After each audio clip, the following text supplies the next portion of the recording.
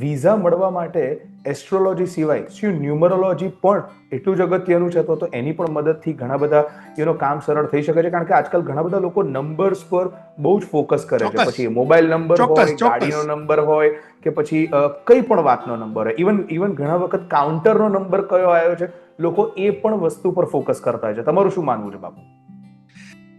Number અગત્યનો છે આપણા જીવનમાં, કારણ કે આપણે લકી નંબર્સથી ચાલીએ છીએ. જ્યારે અને અંક છે ને આપણા જીવનમાં બાળપણથી, બાળક કેટલા વાગે આવ્યો ત્યાંથી અંક શરૂ થાય, કેટલા વર્ષનો થયો, કેટલામાં ભણે છે, આ બધી જ વસ્તુ ક્યાંક ને ક્યાંક અંકશાસ્ત્ર કામમાં આવે છે.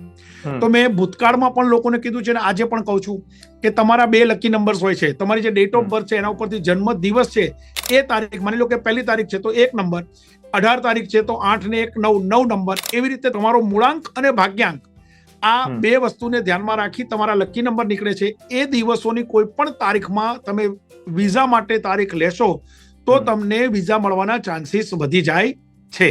જય